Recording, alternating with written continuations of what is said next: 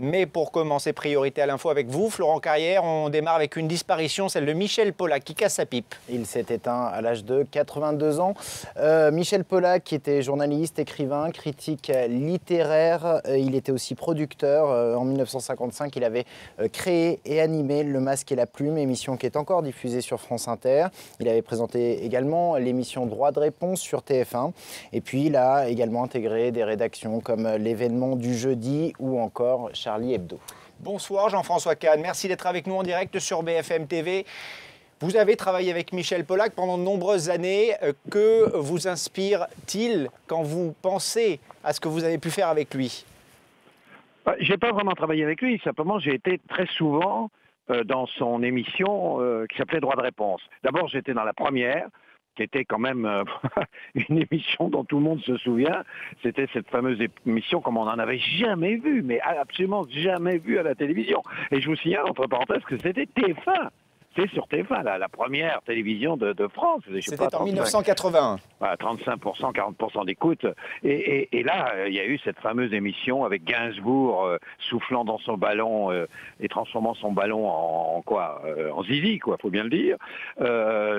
Le type qui était complètement ivrogne. Enfin bref, on n'avait jamais vu ça. J'y étais, d'ailleurs moi-même, j'étais extrêmement gêné. Je disais, mais où je suis? Mais qu'est-ce qui se passe? Et le lendemain, quand je suis sorti dans la rue, c'est tout juste si je ne rasais pas les murs en disant les gens vont me prendre pour un espèce de monstre. Et ensuite, il y a eu les autres, et il y en avait qui étaient, parce que celle-là, bon, franchement, elle est emblématique parce qu'elle a cassé la baraque, on n'avait jamais vu ça, mais ce n'est pas un exemple. En revanche, ensuite, il y en a eu sur des sujets importants, sur des sujets sérieux, pointus, il y en a eu qui étaient absolument remarquables, parce qu'en plus, il travaillait son dossier, un peu en procureur, c'est vrai, un peu à sens unique, mais quand même, il travaillait vraiment. Jean-François Kahn, au-delà de Droit de réponse, comment Michel Polak a-t-il marqué son époque? Il a marqué, vous avez rappelé que il n'y a pas beaucoup de gens dont on peut dire qu'ils ont créé une émission, je ne sais pas, il y a 50 ans et qu'elle existe encore aujourd'hui. Franchement, aujourd'hui, quand une émission dure 3 ans, 4 ans, c'est quand même le summum. Lui, il a créé Le Masque et la Plume, ça existe encore aujourd'hui. Il a créé les premières émissions livres. Première émission, on parlait des livres, je ne sais plus comment ça s'appelait d'ailleurs, à la télévision. Et entre nous, la majorité des émissions, des grandes émissions, même qui ont eu du succès à un moment donné, on a oublié leur nom, les gens ne savent plus. Mais Droit de réponse, faites de l'expérience dans la rue. Tous les gens qui ont 50 ans, disons, tout le monde s'en souvient. Tout le monde vous dira Droit de réponse. D'ailleurs, très souvent, quand quelqu'un veut créer une nouvelle émission, il dit, je sais pas, droit de question, ou enfin, il essaye d'imiter le nom tellement c'est emblématique.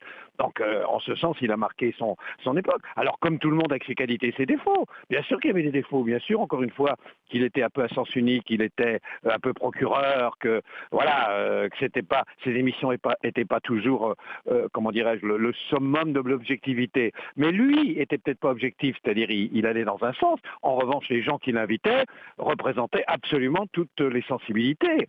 Et c'est peut-être un de ceux qui, à l'époque, a même ouvert le plus à des gens représentant des sensibilités différentes. Donc c'est quelqu'un qui a joué un grand rôle, enfin, malgré ses défauts, et peut-être grâce à ses défauts, il a enrichi la démocratie et le débat et le pluralisme. Merci beaucoup Jean-François Kahn pour ce premier témoignage à chaud donc sur la disparition de Michel Polak. Il avait 82 ans.